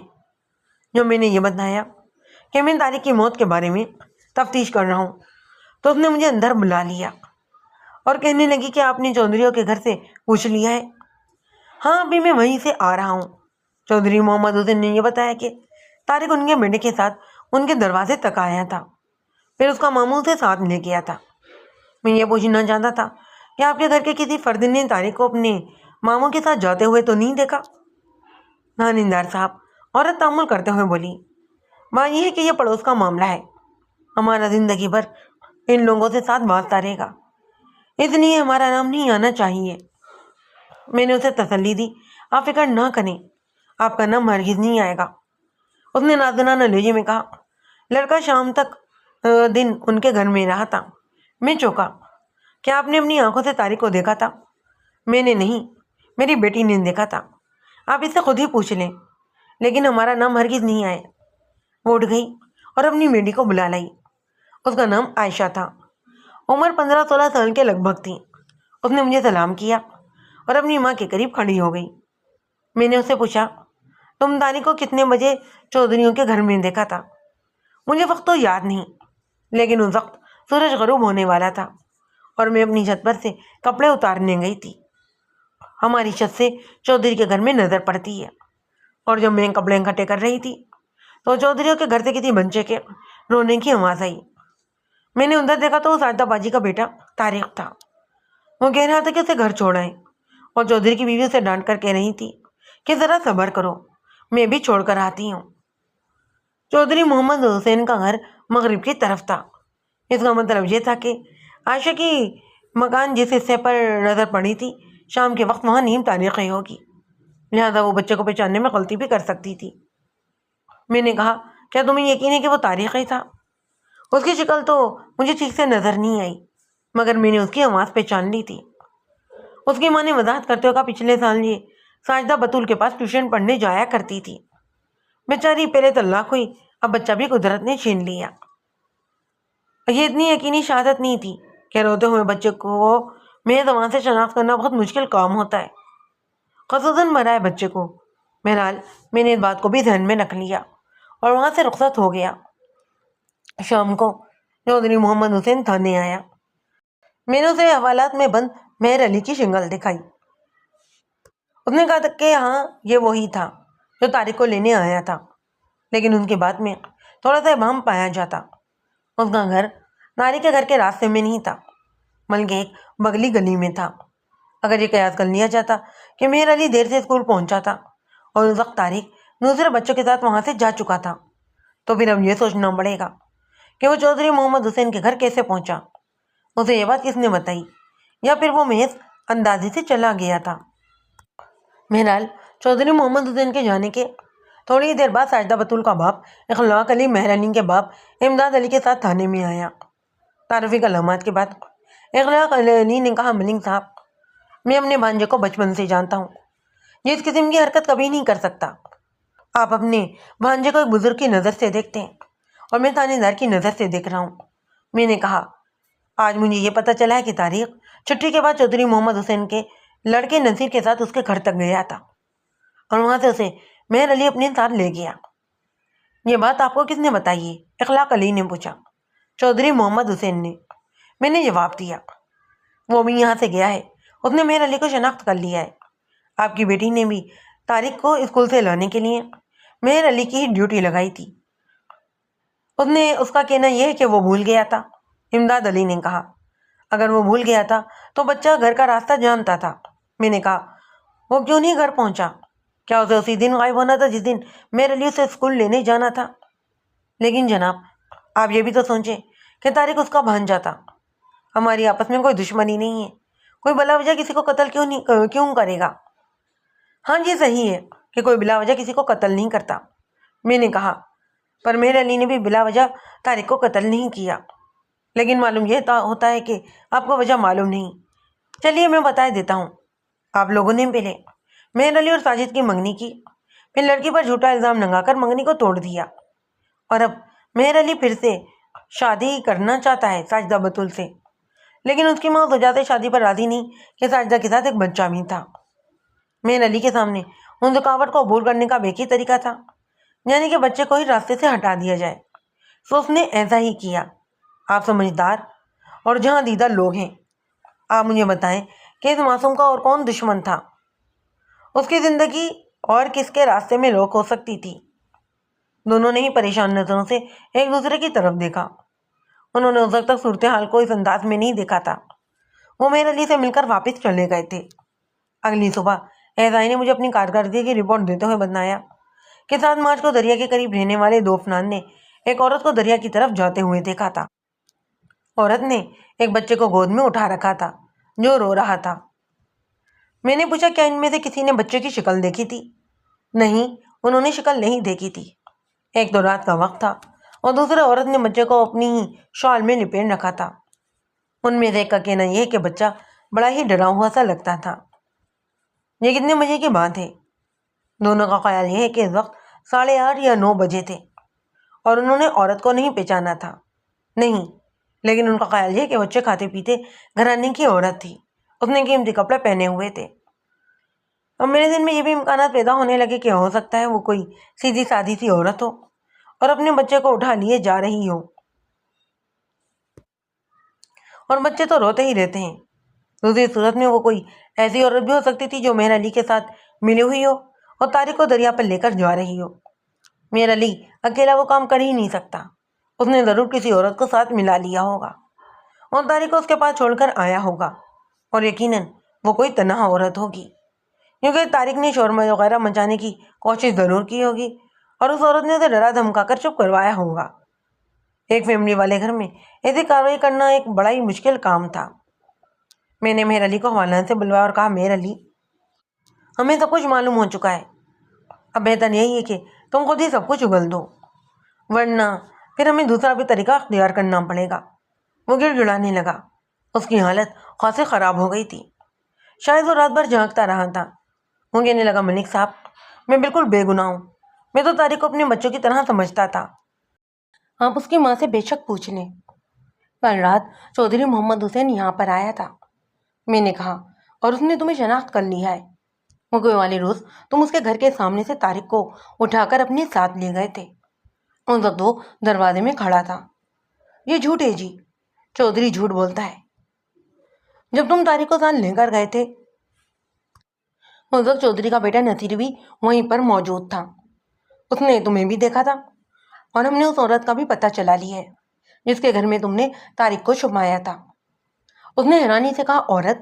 ملک صاحب، آپ مجھ سے بڑی قسم لے لیں، میں کسی عورت کو نہیں جانتا۔ آپ چودھری اور اس کے بیٹے سے میرے سامنے پوچھیں، ان کا جھوٹ 1 منٹ میں کھل جائے گا۔ میری تو چودھری کے ساتھ کوئی دشمنی بھی نہیں ہے، پھر اس نے مجھ پر ایسا بہتان کیوں لگایا ہے؟ اگر وہ اداکاری کر رہا تھا تو بہت ہی بڑی کامیاب اداکاری کر رہا تھا۔ اس نے ان لوگوں کے نام بتائے جن سے وہ وقوع والے روز ملا تھا، اور یہ بھی بتایا کہ وہ کہاں کہاں گیا تھا۔ میں نے تمامی نام پتے نوٹ کر لیے اور فردن ہر شخص سے ملا۔ کچھ لوگوں نے اس کے بیان کی تصدیق کی اور کچھ نے لا علمی کا اظہار کیا۔ اس پوچھ گچھ سے فارغ ہو کر میں اخلاق علی کے گھر گیا اور ساجدہ بطول سے ملا۔ اخلاق علی گھر میں موجود نہیں تھا۔ اندرونی کمروں سے بچوں کے پڑھنے کی آوازیں آ رہی تھیں۔ ساجدہ بطول نے سیاہ لباس پہن رکھا تھا اور خاصی غمزدہ دکھائی دیتی۔ اس نے رسمی کلمات کے بعد کہا، ملک صاحب، کیا آپ نے مہر علی کو گرفتار کر لیا ہے؟ اس کے لہجے میں سوال سے زیادہ حیرت تھی۔ میں نے جواب دیا، ہاں، اور مجھے اس کے خلاف ایک ٹھوس ثبوت بھی مل گیا ہے۔ ایک معتبر شخص نے گواہی یہ دی ہے کہ مہر علی اس کے گھر کے سامنے سے طارق کو اپنے ساتھ لے کر گیا تھا۔ وہ پریشان ہو کر بولی، نہیں، ایسا نہیں ہو سکتا، مہر علی میرے ساتھ یہ حرکت نہیں کر سکتا۔ میں 2 آدمیوں کے بارے میں قسم کھا سکتی ہوں، ایک اپنے باپ کے بارے میں اور دوسرا مہر علی کے بارے میں۔ ان دونوں کے علاوہ کوئی بھی میرے چاند کا قاتل ہو سکتا ہے۔ وہ معتبر شخص ہے کون جس نے مہر علی کے خلاف گواہی دی ہے؟ میں نے اسے اسکول کے بچوں کے بیانات سے لے کر چودھری محمد حسین کی گواہی تک ساری بات بتا دی۔ وہ بھویں سکیڑ کر سوچنے لگی کہ شاید اسے کوئی تلخ بات یاد آ گئی تھی۔ ہم نے چودھری محمد حسین کا کچھ نہیں بگاڑا، اس نے خود کلامی کے انداز میں کہا۔ پھر اس نے مہر علی پر جھوٹا الزام کیوں لگایا ہے؟ کیا اس کے بیٹے نے بھی یہی گواہی دی ہے؟ نصیر اپنی ماں کے ساتھ زمینوں پر گیا ہوا ہے۔ ساجدہ نے حیرانی سے کہا، زمینوں پر؟ ان کی تو زمینیں بستی کے ساتھ ہی ہیں، اور وہاں تو کوئی رہائش کی جگہ نہیں ہے، مزاروں کے چند کچے کوٹے ہیں، پکے مکانوں میں رہنے والے وہاں ایک دن بھی نہیں گزار سکتے۔ مجھے یاد آیا، چودھری نے کہا تھا کہ اس کا بچہ اپنی ماں کے ساتھ ڈیرے پر گیا ہوا ہے۔ میں نے ڈیرے سے مراد اس کی زمینیں ہی لی تھیں، ہو سکتا تھا کہ ان کا مطلب کچھ اور ہو۔ تاہم ساجدہ بطول کی بات نے مجھے سوچنے پر مجبور کر دیا۔ میں نے ادھر ادھر کے لوگوں سے پوچھا تو پتہ یہ چلا کہ چودھری کا کوئی ڈیرا ہی نہیں تھا، وہ زمینوں کو ہی ڈیرا کہتا تھا، اور وہ ڈیرا بستی سے 2-2.5 میل کے فاصلے پر تھا۔ میں نے چند گھوڑوں کا انتظام کیا اور ایک ایسا ہی 2 سپاہیوں کے ساتھ اس ڈیرے پر پہنچ گیا۔ وہاں پر 9 درجن کے قریب کچے کوٹے بنے ہوئے تھے۔ ان سے ذرا ہٹ کر ایک ٹیوب ویل لگا ہوا تھا جس کے گرد سبزیوں کے کھیت نظر آ رہے تھے۔ ٹیوب ویل پر کچھ عورتیں کپڑے دھو رہی تھیں اور ان کے قریبی چند گندے سے بچے مٹی کے کھیل میں کھیل رہے تھے۔ ہم گھوڑوں سے اترے تو ایک درمیانی عمر کا شخص جو شکل و صورت سے کچھ پڑھا لکھا معلوم ہوتا تھا، وہ دوڑا آیا اور رسمی کلمات کے بعد بولا، جناب، بندے کو منشی اللہ بخش کہتے ہیں، اللہ خیر کرے، آج فوجوں نے کدھر چڑھائی کی ہے؟ میں نے گرد و نما کا جائزہ لیتے ہوئے کہا، میرا نام ملک صفدر حیات ہے، ہم ایک مجرم کی تلاش میں اس طرف آئے تھے۔ یہاں پر ٹیوب ویل کو دیکھ کر یہ سوچا کہ چلو پانی پیے چلتے ہیں، اچھی خوبصورت جگہ ہے۔ سرکار، بڑی عزت افزائی کی ہے آپ نے، منشی اللہ بخش نے انت نازی سے کہا، آئیں بیٹھک میں چل کر بیٹھتے ہیں۔ کپڑے دھونے والی عورتوں نے ہاتھ روک لیے تھے اور تعجب بھری نظروں سے چاروں طرف دیکھ رہی تھیں۔ بچے بھی اپنا کھیل بھول گئے تھے۔ ادھر ادھر کام کرنے والے چند مزارہ ہمارے قریب پہنچ گئے اور جھک جھک کر سلام کرنے لگے۔ 2 آدمی ہمارے گھوڑوں کو پانی پلانے کے لیے ٹیوب ویل کی طرف لے گئے۔ منشی نے ایک شخص سے مخاطب ہو کر کہا، اوے کرمو، دوڑ کے جا، ملک صاحب کے لیے لسی وسی کا انتظام کر کے آ، اور ہاں برتن بھی اچھی طرح صاف کر لینا۔ وہ ہمیں ٹیوب ویل کے قریب بنی ہوئی بیٹھک میں لے گیا۔ اس کی دیواریں پختہ اینٹوں کی تھیں اور چھت کچی تھی۔ بیٹھک خاصی کشادہ تھی۔ 3 چارپائیاں ایک طرف تھی اور 3 ہی دوسری طرف رکھی گئی تھیں۔ درمیان میں ایک سادہ سی میز پڑی ہوئی تھی۔ ایک نوجوان دیہاتی نے چارپائیوں پر دھلے ہوئے کھیس بچھا دیے اور میز پر پڑے ہوئے برتن سمیٹ کر لے گیا۔ بیٹھک کے سامنے خاصا کھلا صحن تھا، جس کے گرد 3 ساڑھے 3 فٹ کی اونچی دیوار بنی ہوئی تھی۔ صحن میں نل کا بھی لگا ہوا تھا، جو غالباً خراب تھا۔ منشی نے جب سے زنجیر والی گھڑی نکال کر اس پر وقت دیکھا اور بولا، سرکار، دوپہر کے کھانے کا وقت ہونے والا ہے، آپ کھانا ادھر ہی کھائیں گے؟ میں نے کہا، منشی صاحب کھانے کا تکلف نہ کریں، ہم تو صرف پانی پینے کے لیے رک گئے تھے۔ لیکن منشی ہماری اب خاطر داری کرنے پر تلا ہوا تھا۔ اس نے ایک نوجوان کو آواز دے کر کہا، ولی محمد، تو ایسا کر کے رحمت علی کی بیوی پینو ہے نا، اسے جا کر کہہ دے کہ 5-6 آدمیوں کا کھانا تیار کر دے۔ ان سے کہنا کہ کھانا فٹافٹ تیار کر دے، 2-4 ککڑ شکڑ بھون لے۔ ولی محمد نوجوان فوراً وہاں سے رخصت ہو گیا۔ میں نے منشی سے پوچھا، یہ ڈیرا کس کا ہے؟ اس نے کہا، یہ اپنے چودھری محمد حسین صاحب کا ڈیرا ہے جی، بڑے اچھے آدمی ہیں۔ میں نے کہا، ضرور اچھا ہوگا، منشی اچھا ہے تو چودھری بھی اچھا ہی ہوگا۔ کیا وہ ادھر ہی رہتا ہے؟ ان کی کوٹھی شہر میں، یہ جنگل بیابان ان کے رہنے کے لائق کہاں؟ دیکھ بھال کے لیے آتے رہتے ہیں، صبح آتے ہیں اور دوپہر کو چلے جاتے ہیں، دوپہر کو آتے ہیں تو پھر شام کو چلے جاتے ہیں۔ اس کے بیوی بچے بھی آتے ہوں گے، میں نے دیکھا۔ یہ سنتے ہی منشی قدرے چونکنا ہو گیا۔ تعامل کرتے ہوئے بولا، کبھی کبھار آ جاتے ہیں چودھری صاحب کے ساتھ سیر ویر کرنے کے لیے۔ میں نے بظاہر بے پرواہی سے کہا، سنا ہے کہ آج کل بھی وہ ادھر ہی ہوتے ہیں۔ منشی اب صفائی سے بات ٹالتے ہوئے بولا، میں شہر گیا ہوا تھا، آج ہی واپس آیا ہوں، ہمارا ٹریکٹر مرمت کے لیے گیا ہوا ہے، آپ ذرا سوکھے ہو کر بیٹھیں۔ وہ اٹھتے ہوئے بولا، میں کھانے کا انتظام دیکھ کر آتا ہوں۔ وہ جلدی سے باہر نکل گیا۔ میں نے آئی سے کہا، تم فوراً اس کے پیچھے جاؤ، لیکن بہت ہوشیاری سے جانا، ورزی کی وجہ سے تم بھیڑوں میں اونٹ کی طرح نمایاں نظر آؤ گے۔ یوں معلوم ہونا چاہیے کہ تم کھیتوں کی سیر کر رہے ہو، نظر تمہاری کھیتوں کی طرف ہونی چاہیے اور دھیان منشی کی طرف۔ ایسا ہی بہت بہتر کہہ کر فوراً کمرے سے نکل گیا۔ میں ٹہلتا ہوا ٹیوب ویل کی طرف چلا گیا۔ کپڑے دھونے والی عورتیں آپس میں سرگوشیاں کرنے لگیں۔ میں نے قریب جا کر ایک عورت سے پوچھا، چودرانی کس گھر میں ٹھہری ہوئی ہے؟ عورتیں نظر چراتے ہوئے ایک دوسرے کی طرف دیکھنے لگیں۔ ایک نوجوان لڑکی جو ذرا شوق معلوم ہوتی تھی بولی، ہمیں کیا پتہ جی، منشی سے کیوں نہیں پوچھا آپ نے؟ میں نے کہا، بڑی تیز زبان ہے تیری، یہاں کل 4 تو گھر ہیں، مجھے اتنا بھی نہیں پتا کہ چودرانی کس گھر میں ٹھہری ہوئی ہے۔ میں نے اس کے قریب بیٹھی ہوئی بوڑھی عورت سے کہا، ماسی تم بتاؤ۔ عورت نے جواب دیا، پتر، وہ منشی کے گھر میں ہی ٹھہرتی ہے، اب بھی ادھر ہی ہوگی۔ لڑکی نے اونوں کہتے ہوئے زور سے سر جھٹکا اور تیز تیز کپڑے دھونے لگی۔ میں نے ٹیوب ویل کے ٹھنڈے پانی سے منہ ہاتھ دھویا اور رومال سے منہ کو پہنچتا ہوا واپس ہو لیا۔ تبھی میں نے کھیتوں کے درمیان گرد اڑتے ہوئے دیکھی۔ کھیتوں میں ابھرتے ڈوبتے مجھے کچھ دکھائی دیا۔ کوئی گھوڑے پر سوار تیزی سے جا رہا تھا۔ جب میں بیٹھک کے قریب پہنچا تو ایسا ہی تیز چلتا ہوا واپس آ رہا تھا۔ دوسری طرف سے 2 دیہاتی لسی اور گلاس اٹھائے چلے آ رہے تھے۔ ایسا ہی مجھے ایک طرف لے گیا اور بولا، منشی نے چودرانی اور اس کے بیٹے کو گھوڑوں پر شہر روانہ کر دیا ہے، وہ بھی روانہ ہوئے ہیں، میں انہیں دیکھ چکا ہوں۔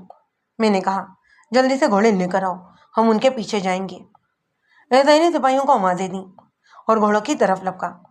ایک دیہاتی نے کہا، جناب لسی، یہ لسی منشی کے سر پر ڈال دینا۔ میں نے غصے سے کہا، ایسا ہی گھوڑوں کو کھول کر لے آیا تھا۔ اتنے میں منشی اللہ بخش بھی وہاں پر پہنچ گیا۔ اور جب اس نے ہمیں واپسی کی تیاری کرتے ہوئے دیکھا نا تو گھبرا کر بولا، سرکار کھانا بالکل تیار ہے، بس ابھی آیا۔ میں نے منشی کو گریبان سے پکڑ کر 2-3 جھٹکے دیے اور کہا، منشی تم نے ہمیں دھوکہ دیا ہے، فی الحال تو میں جلدی میں ہوں، لیکن دوبارہ آؤں گا اور پھر تمہیں ککڑ شکڑ بھی بناؤں گا۔ ہم گھوڑوں پر سوار فلفور واپس روانہ ہو گئے۔ چودرانی کی عجلت میں روانگی نے مجھے شک میں مبتلا کر دیا تھا۔ یقینی طور پر وہ اپنے بیٹے کے ساتھ وہاں پر چھپی ہوئی تھی اور صورتحال کی وجہ سے کئی اور باتیں میرے ذہن میں نمایاں ہونے لگیں۔ ہم گھوڑوں پر سوار ہو کر فلفور واپس روانہ ہو گئے۔ چودرانی کی عجلت روانگی نے مجھے شک میں مبتلا کر ڈالا تھا۔ یقینی طور پر وہ اپنے بیٹے کے ساتھ وہاں پر چھپی ہوئی تھی اور صورتحال کی وجہ سے کئی اور باتیں میرے ذہن میں نمایاں ہونے لگیں۔ مثلاً جس روز طارق غائب ہوا تھا اس کے بعد نصیر اسکول نہیں آیا تھا۔ پڑوسن کی لڑکی عائشہ نے کہا تھا کہ اس نے چودھری کے گھر سے طارق کے رونے کی آواز سنی تھی۔ اینی گواہ نے ایک کھاتے پیتے گھرانے کی عورت کو دوڑتے ہوئے جاتے دیکھا تھا۔ اینی شاہدوں نے ایک کھاتے پیتے گھرانے کی عورت کو دریا کی جانب جاتے ہوئے بھی دیکھا تھا۔ غالباً مہر علی کے ساتھ کوئی عورت ملی ہوئی تھی، شاید وہ چودرانی ہی تھی۔ چند سو گز کا فاصلہ طے کرنے کے بعد ہمیں آگے 3 گھوڑے جاتے ہوئے دکھائی دیے۔ وہ ہم سے کچھ ہی فاصلے پر تھے۔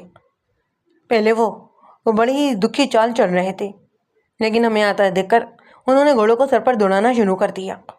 ہم نے بھی گھوڑوں کو اہڑی لگائی اور کھیتوں کے بیچ میں سے ان کا راستہ کاٹنے کی کوشش کرنے لگے۔ ایک گھوڑے پر چودرانی اور اس کا بیٹا سوار تھے، دوسرے 2 گھوڑوں پر 2 دیہاتی سوار تھے۔ غالباً منشی نے انہیں ان کی حفاظت کے خیال کے ساتھ کر دیا تھا۔ میں نے دیکھا چودرانی گھڑ سوار پر موجود تھی، وہ بڑے تنتنے سے گھوڑا اڑائے لے جا رہی تھی، تاہم ہمارے گھوڑے ان سے بھی زیادہ تیز تھے۔ قریب پہنچنے کے بعد میں نے 2 ہوائی فائر کی اور انہیں للکارا۔ چودرانی نے بھی 2-3 مرتبہ پیچھے دیکھا اور گھوڑوں کی بانگیں کھینچ ڈالی۔ اس کے ساتھی بھی رک گئے۔ دونوں کے ہی پاس شارٹ گنیں تھیں۔ ان کی عمریں 25-30 کے درمیان تھیں اور اچھے خاصے تگڑے نوجوان تھے۔ ایک نے کہا، کیا بات ہے جناب، آپ ہمارا پیچھا کیوں کر رہے ہیں؟ ایسا ہی 2 سپاہیوں نے دونوں کو گھوڑوں سے نیچے اتارا اور ان کی بندوقیں اپنے قبضے میں کر لیں۔ لائسنس دکھاؤ ان بندوقوں کے، ایس آئی نے کہا۔ ان کے پاس صرف ایک بندوق کا ہی لائسنس تھا۔ میرے پوچھنے پر ایک نے اپنا نام محمد نواز اور دوسرے نے بہادر علی بتایا۔ یہ ایک بندوق چودھری صاحب کی ہے، بہادر علی نے کہا، لائسنس بھی انہی کے پاس ہے۔ چودرانی نے اپنا چہرہ چادر میں چھپا رکھا تھا۔ اس کا بیٹا نصیر خاصا خوفزدہ دکھائی دے رہا تھا۔ تھانے دار صاحب، میں چودھری محمد حسین کی بیوی ہوں، چودرانی نے کہا۔ آپ ہمیں بلا وجہ پریشان کر رہے ہیں، ہم کوئی معمولی لوگ نہیں ہیں، آپ مہربانی کریں اور ہمارا راستہ چھوڑ دیں۔ میں نے کہا، بیوی ہم تمہیں پریشان نہیں کر رہے، بلکہ تم نے خودکار پریشان ہونے والی حرکت کی ہے۔ ہم تو اپنے راستے پر ہی جا رہے تھے، پیچھا تو آپ لوگوں نے کیا ہے۔ جب کوئی شخص پولیس کو دیکھ کر دوڑنا شروع کر دینا تو ہم یہی سمجھتے ہیں کہ اس نے کوئی جرم کیا ہے، لہٰذا اس کا پیچھا کرنا بہت ضروری ہو جاتا ہے۔ اب تم یہ بتاؤ کہ تم لوگ اتنے دنوں سے گاؤں میں کیوں چھپی ہوئی تھیں اور ہماری آمد کی خبر ہوتے ہی بھاگی کیوں؟ ہم نہ تو چھپے ہوئے تھے اور نہ ہی بھاگے۔ اس نے کہا، ہم جب چاہیں یہاں آئیں اور جب چاہیں یہاں سے چلے جائیں، آپ ہوتے کون ہیں ہمیں ٹوکنے والے؟ محمد نواز نے کہا، چودرانی ٹھیک کہتی ہے جی، ہم نے کوئی جرم تو نہیں کیا۔ میں نے مسئلے سے کام لیتے ہوئے کہا، یہی بات تو میں کہہ رہا ہوں، مجھے معلوم ہے کہ تم نے کوئی جرم نہیں کیا، میں تو صرف چند باتیں پوچھنا چاہتا تھا۔ چودرانی نے کہا، کون سی چند باتیں؟ میری نرم گفتگو سے اس کا اعتماد بحال ہو گیا تھا۔ میں نے اپنا گھوڑا اس کے گھوڑے کے قریب کر لیا اور نصیر کا کندھا تھپتھپاتے ہوئے کہا، بیٹا کیا نام ہے تمہارا؟ اس نے جھجک تو جواب دیا، جی میرا نام نصیر ہے۔ ماشاء اللہ، بڑا ہی پیارا نام ہے۔ میں نے اس کی گھبراہٹ دور کرنے کے لیے کہا، بیٹا کون سی کلاس میں پڑھتے ہو؟ میں جی 3ری جماعت میں پڑھتا ہوں۔ میں نے اس کی حوصلہ افزائی کرتے ہوئے کہا، بھائی بہت خوب، بڑے ذہین بچے نظر آتے ہو۔ میں ایک دن تمہارے اسکول بھی گیا تھا، تم اپنے دوست طارق کو تو جانتے ہو نا، وہ جو 2ری جماعت میں پڑھتا ہے؟ اس نے جلدی سے کہا، ہاں جی میں جانتا ہوں۔ چودرانی الجھی آواز میں بولی، آپ بچے کو خواہ مخواہ پریشان نہ کریں، ہم زیادہ دیر یہاں پر نہیں ٹھہر سکتے، آپ کو جو کچھ پوچھنا ہو وہ چودھری صاحب سے پوچھیں۔ میں نے بظاہر بے پرواہی سے کہا، پوچھنا کیا ہے، میں تو بس انہیں بات کر رہا تھا۔ پھر میں نے نصیر کا کندھا تھپتھپایا اور سرسری انداز میں سوال کیا جس پر اس سارے کیس کی بنیاد تھی۔ میں نے کہا، نصیر بیٹا، کیا تمہیں یاد ہے کہ اس دن طارق شام تک تمہارے گھر میں رہا تھا جس دن تم آخری مرتبہ اسکول گئے تھے؟ ہاں جی، مجھے یاد ہے، اس نے دوپہر کا کھانا بھی ہمارے ساتھ ہی کھایا تھا۔ چودرانی نے چیخ کر بیٹے کو جواب دینے سے باز رکھنے کی کوشش کی، مگر لڑکا تو مجھے جواب دے چکا تھا اور میں جو جاننا چاہتا تھا مجھے معلوم ہو چکا تھا۔ چودرانی نے غصے میں گھوڑے کو ایڑی لگائی۔ ایسائی نے تیزی سے آگے بڑھ کر گھوڑے کی لگام پکڑ لی۔ گھوڑا پیروں پر 10-12 فٹ اونچا اچھلا۔ میں نے جلدی سے ناصر کو پکڑ کر اپنے گھوڑے پر کھینچ لیا، مگر چودرانی زمین پر گر گئی۔ ایک سپاہی تیزی سے اس کی مدد کے لیے آگے بڑھا، مگر چودرانی بلا کی پھرتیلی نکلی۔ وہ فوراً ہی اپنے پیروں پر کھڑی ہو گئی اور سپاہی کے منہ پر تھپڑ مار دیا۔ سپاہی اپنا گال سلاتے ہوئے چودرانی کو گھورنے لگا۔ چودرانی کے سر سے بھی چادر اتر گئی تھی۔ وہ 35-36 سال کی خوشگل اور مضبوط عورت تھی۔ اس کے سیاہ چمکیلے بال خاصے گھنے اور لمبے تھے۔ اچانک اس نے 22 بور کا چھوٹا سا پستول نکال لیا اور چیخ کر بولی، اگر کوئی بھی آگے آیا نا تو میں گولی مار دوں گی۔ اوئے نوازے، اوئے بہادر علی، پکڑو ان کو۔ منہ کیا دیکھ رہے ہو؟ کیا چوڑیاں پہن رکھی ہیں تم دونوں نے؟ تھانے دار، میرے بچے کو چھوڑ دے، نہیں تو گولی مار دوں گی۔ دونوں سپاہیوں نے بھی رائفلیں لوڈ کر لیں اور 4 قدم پیچھے ہٹ گئے۔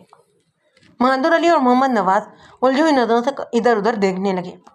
وہ دونوں ہی سمجھدار آدمی تھے، انہیں پتا تھا کہ وہ ہمارا مقابلہ نہیں کر سکیں گے۔ میں نے ایسائی کو اشارہ کیا، وہ گھوڑے سے نیچے اتر آیا۔ نصیر کو میں نے گود میں اٹھا لیا تھا اور اسے ڈھال کے طور پر اب استعمال کر رہا تھا۔ چودرانی کے تیور یہ بتا رہے تھے کہ وہ فائر بھی کر سکتی تھی۔ چودرانی، پستول میرے حوالے کر دیں، میں نے کہا، گولی تیرے بچے کو بھی لگ سکتی ہے، لا ادھر دے پستول۔ میں آگے بڑھا تو وہ پیچھے ہٹنے لگی۔ بہادر علی اور محمد نواز نے بھی آستینیں چڑھا لی، لیکن ان کے چہروں پر گھبراہٹ سی پائی جاتی تھی۔ میں نے چودرانی کو باتوں میں لگائے رکھا۔ ان دوران میں ایسا ہی اس کے پیچھے پہنچ گیا تھا۔ اس نے تیزی سے چودرانی کے پستول والے ہاتھ پر ایک زوردار ہاتھ مارا۔ پستول اس کے ہاتھ سے چھوٹ کر دور جا گرا۔ ایک سپاہی نے بڑی پھرتی سے پستول اٹھا کر جیب میں رکھ لیا۔ میں نے اس کے بچے کو نیچے اتار دیا اور کہا، چودرانی، اب تم اپنے آپ کو حراست میں سمجھو اور تم دونوں بھی زیر حراست ہو، انہیں ہتھکڑیاں لگا دو۔ محمد نواز اور بہادر علی نے خاموشی سے خود کو ہمارے حوالے کر دیا۔ چودرانی مسلسل شور مچاتی رہی اور ہمیں دھمکیاں دیتی رہی۔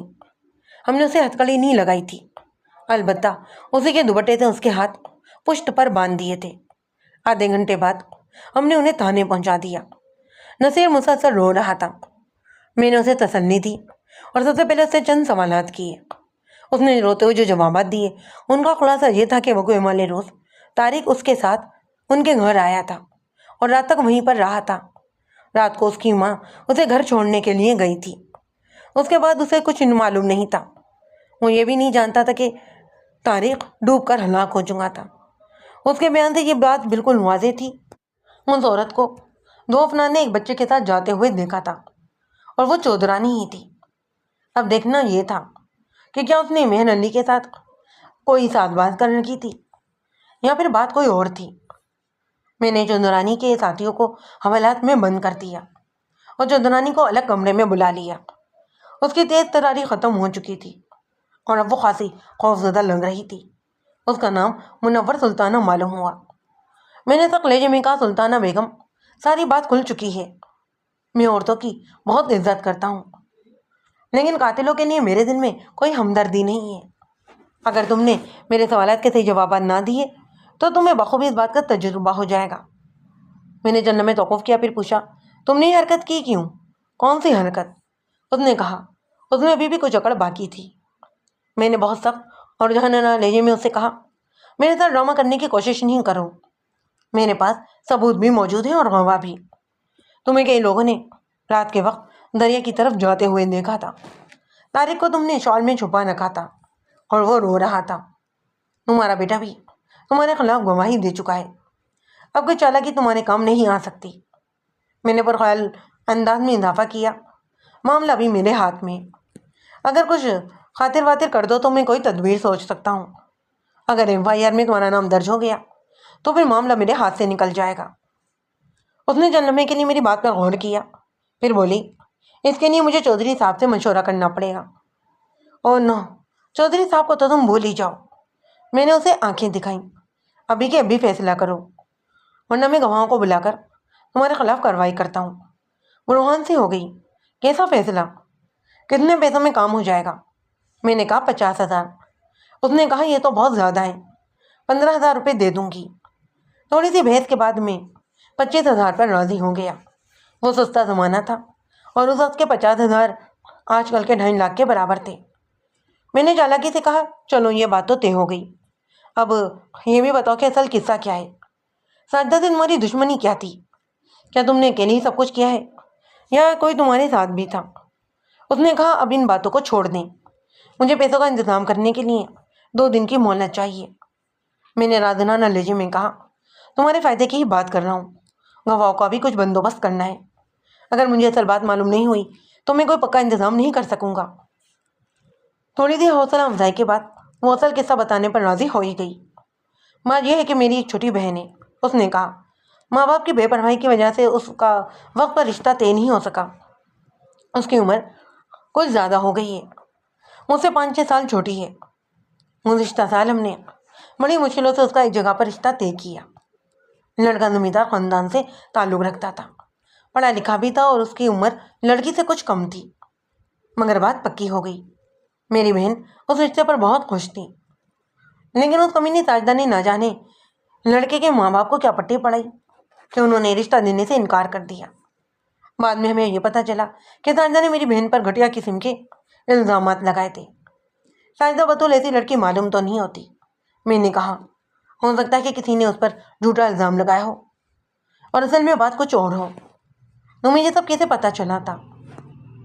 میں بھی ساجدہ کو ایسی لڑکی نہیں سمجھتی تھی, لیکن یہ ساری باتیں اس کی بہن زہرا بطول نے مجھے بتائی تھیں. میں نے گہرا سانس لیا. ساجدہ نے ٹھیک ہی کہا تھا. زہرا نے واقعی اس کا گھر تباہ و برباد کر ڈالا تھا. میں نے پوچھا, پھر کیا ہوا؟ میرا مطلب یہ ہے کہ طارق تمہارے قابو میں کیسے آ گیا؟ اس کے چہرے پر کرب کے آثار نمودار ہوئے. قدرے تعامل کے بعد بولی, اس روز جب ساجدہ کا بیٹا ہمارے گھر آیا تو میں نے سوچا آج ساجدہ سے اپنی دلت کا بدلہ لے لینا چاہیے. چودھری صاحب زمینوں پر گئے ہوئے تھے اور گھر میں نصیر کے سوا کوئی اور نہیں تھا. میں نے طارق کو کھانے پینے کی چیزیں دیں اور شام تک اسے نصیر کے ساتھ کھیل میں لگائے رکھا. شام کے وقت طارق گھر جانے کی ضد کرنے لگا. میں نے اسے یہ کہہ کر ملایا کہ میں نے اس کی ماں کو پیغام بھیج دیا ہے اور وہ آنے ہی والی ہوگی. 9:15 بجے میں نے نصیر سے کہا کہ میں طارق کو اس کے گھر چھوڑ کر آ جاتی ہوں, اور میں خود طارق کو اٹھا کر باہر نکل گئی. راستے میں طارق کو پتہ چل گیا کہ میں اس کے گھر کے بجائے کہیں اور اسے لے کر جا رہی ہوں, اس لیے اس نے رونا شروع کر دیا. بہرحال میں اسے لیے ہوئے دریا پر پہنچ گئی. دریا کا کنارہ سنسان اور تاریک تھا. اس کے بدن پر جھجھری آ گئی. ملک صاحب, میں انتقام کی آگ میں بالکل اندھی ہو چکی تھی اور اس وقت مجھ پر جنون سوار تھا. مجھے یہ خیال ہی نہیں آیا کہ اس معصوم کا تو اس سارے قصے میں کوئی قصور ہی نہیں, اور خود طارق کو بھی اندازہ ہو گیا تھا کہ میرا ارادہ کچھ اچھا نہیں ہے. وہ ہاتھ پیر چلانے لگا اور ایک دفعہ میرے ہاتھ سے بھی نکل گیا, لیکن میں نے اسے دوبارہ پکڑ لیا. خوف کی وجہ سے اس کے منہ سے آواز بھی نہیں نکل رہی تھی. میں اسے کھینچ کر دریا کے کنارے پر لے گئی اور پیروں سے پکڑ کر کمر تک پانی میں لٹکا دیا. چند منٹوں کے بعد جب اس کے ہاتھ پیر ٹھنڈے پڑ گئے تو میں نے اسے پانی میں ہی چھوڑ دیا. اور جب میں گھر پہنچی تو چودھری صاحب واپس آ چکے تھے. انہوں نے سب سے پہلے سوال یہ کیا کہ طارق اتنی رات تک ہمارے گھر میں کیا کرتا رہا تھا. نصیر نے انہیں بتا دیا تھا کہ میں طارق کو گھر چھوڑنے گئی تھی. میں ویسے بھی سخت گھبرائی ہوئی تھی. میں نے چودھری صاحب کو ساری بات بتا ڈالی. انہوں نے مجھے بہت بری طرح ڈانٹا اور اگلی صبح نصیر کے ساتھ مجھے ڈیرے پر بھیج دیا. ہم نے فیصلہ یہ کیا کہ جب طارق کا معاملہ ٹھنڈا پڑ جائے گا تو واپس آ جاؤں گی. ملک صاحب, میری عزت اب آپ کے ہاتھ میں ہے. میں وعدے کے مطابق 2 دن کے اندر ہی اندر رقم کا انتظام کر کے آپ کو پہنچا دوں گی. کیا مجھے گھر جانے کی اجازت ہے؟ بعض اوقات انسان کے ہاتھ پیر اس کے اختیار میں نہیں رہتے۔ اس وقت بھی یہی کچھ ہو رہا تھا۔ میرا جی یہ چاہ رہا تھا کہ سنگدل عورت کو تھپڑوں اور ٹھوکروں سے لہو لہان کر دوں۔ آپ ذرا اس لمحے کا تو تصور کریں جب وہ اس 6 سالہ بچے کو دریا میں لٹکا کر موت کے گھاٹ اتار رہی تھی، اور جب اس معصوم بچے کا سر پانی میں ڈوبا ہوا تھا اور جان کرنے کی اذیت سے وہ گزر رہا ہوگا تو اس کی حالت کیا ہوئی ہوگی۔ میں بہت دیر تک اپنے جوش کو دباتا رہا، یہاں تک کہ مجھے اپنی کنپٹیاں چرختی ہوئی محسوس ہونے لگیں۔ بالآخر میں نے کہا، سلطانہ بیگم، اگر تمہاری جگہ پر کوئی مرد ہوتا نا تو میں اسے مار مار کر ادموا کر چکا ہوتا۔ وہ گھبرا کر بولی، تھانے دار صاحب، یہ آپ کیا کہہ رہے ہیں؟ ابھی تو آپ نے… اگر میرے اختیار میں ہوتا نا تو میں اسی طرح تمہیں پانی میں لٹکا کر موت کے گھاٹ اتارتا جس طرح تم نے اس بے گناہ بچے کو مارا تھا۔ لیکن میرا اختیار صرف اتنا ہے کہ میں تمہیں قانون کے حوالے کر دوں، اور میں اس میں ہرگز کوئی کوتاہی نہیں کروں گا۔ تھوڑی دیر بعد چودھری محمد حسین اپنے چند حمایتیوں کے ساتھ تھانے پہنچ گیا تھا۔ پہلے تو اس نے مجھے دھمکیوں سے اور اپنے تعلقات کے حوالے سے معروف کرنا چاہا، اور جب اس نے یہ دیکھا کہ یہ کامیاب بربا نہیں ہوا تو پھر رشوت کا لالچ دینے لگا۔ میں نے کہا، چودھری، میں اتنا نیک آدمی نہیں ہوں، لیکن میں نے کبھی لاشوں کا سودا نہیں کیا۔ مجھے صرف ایک بات کا جواب دو، اگر کوئی تمہارے بیٹے کو قتل کر دیتا تو کیا تم یہ پسند کرتے کہ میں قاتل سے رقم لے کر اسے چھوڑ دوں؟ ملک صاحب، میری بیوی کو اپنی غلطی کا احساس ہے اور وہ سخت شرمندہ بھی ہے، لیکن اسے اشتعال دلایا گیا تھا۔ اس کی بہن کی ابھی تک شادی نہیں ہو سکی۔ ہم ایسا کریں کہ ہمارے نام بیچ میں لائے بغیر ساجدہ سے یہ کہیں کہ خون بہا لے کر قاتل کو معاف کر دے۔ ہم اسے منہ مانگی رقم دینے کو تیار ہیں۔ چودھری، نہ تو قانون میں فی الحال اس کی گنجائش ہے اور نہ ہی مجھے اس قسم کا سودا کروانے کی اجازت ہے۔ ہاں، البتہ میں تمہیں ایک مشورہ دے سکتا ہوں۔ اگر تم اپنی بیوی کے گناہ کا بوجھ ہلکا کرنا چاہتے ہو نا تو مقتول کی ماں کو کچھ رقم دے دو۔ یہ غلطی نہیں، جرم ہے۔ شرمندہ ہونے سے اس کا کفارہ ادا نہیں ہوگا، جان کے بدلے جان سے ہی کفارہ ادا ہوتا ہے۔ میں نے میر علی کو رہا کر دیا اور چند ہفتوں کے بعد عدالت میں قتل کا چلان بھی پیش کر دیا۔ بعد میں یہ تکلیف دہ انکشاف ہوا، ان دونوں بطن نے جو باتیں اپنی بہن کی طرف سے منسوب کر کے منور سلطانہ کو بتائی تھی وہ در حقیقت اس نے خود کی تھی۔ اس بدبخت عورت نے اپنی محرومیوں کی سزا اپنی بہن کو دی اور اسے تباہ کرنے میں کوئی قصہ نہیں چھوڑا تھا۔ بعد میں میر علی نے ساجدہ سے شادی کر لی اور ان کے بچے بھی ہوئے، لیکن زہرہ بتول کی شادی نہ ہو سکی۔ منور سلطانہ کو قتل عمد کے جرم میں عمر قید کی سزا ہو گئی تھی۔